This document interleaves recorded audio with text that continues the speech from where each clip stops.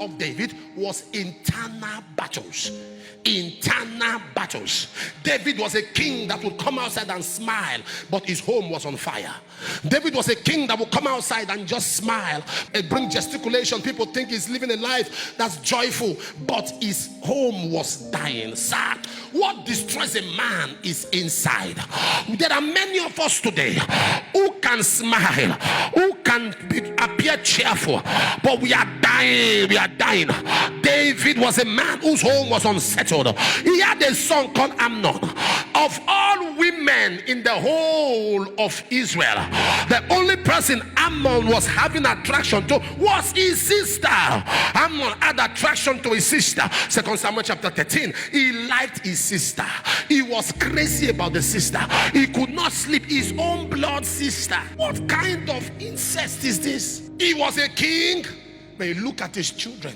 Their attraction, their motivation and appetite was abnormal. David was going through battles until Amnon defied Tamar. Amnon defied the sister. David's heart was broken. As if that was not enough, David had a son called Absalom. Absalom meant so much to him. Absalom was a young man. The Bible, speaking of Absalom, said Absalom in those days, the Bible says he was beautiful, but Absalom was a threat to David, his own son. David fought 66 battles. He never ran from anybody. You attempt David, he come after you.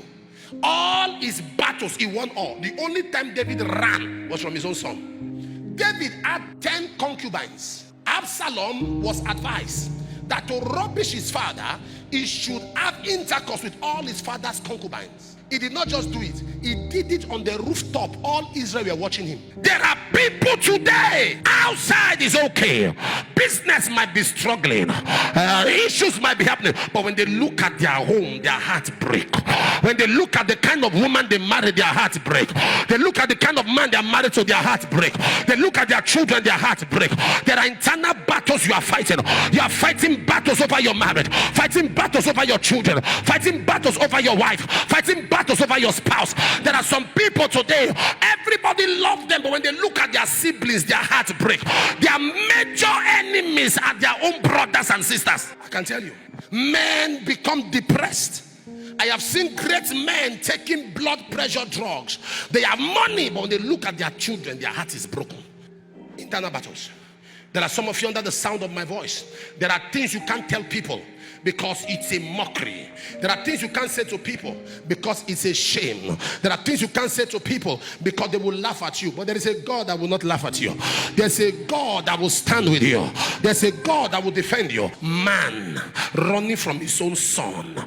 He didn't run from Goliath. Do you know part of why David ran? Not for fear. His son should not die from his hands. David knew that this boy does not know what he's bringing on himself. If I engage you, sometimes when people avoid you, it's not because you are powerful, it's because they don't want to share innocent blood. There are some matters you should learn to avoid. There are some people who have signed a covenant with death. They are looking for who will kill them. They scream, you just push like this, they pass out. And that's why you must be careful. Those of you who are young ministers, these hands you always like to lay on people, be careful. The Bible says, lay hands on no man suddenly, neither become partaker of other men's sins. No hand is neutral. Any hand that comes on you either adds to you, contaminates what you have, or take from you. Either adds to you, pollutes what you already have, or takes the little oil you've already garnered. What Absalom did to his father made him end up as a useless father himself. Whatever you do to people will always come back to you. I always beg people, don't be too emotional. Don't be too emotional. And that's one of the problems I've discovered why people make mistakes in life. You are too emotional. You say things out of emotions. You take steps out of emotion. As many as are led by the Spirit in this kingdom, we don't work on emotions. Why did you stop church? Somebody offended me. Why you left department? So you are too emotional.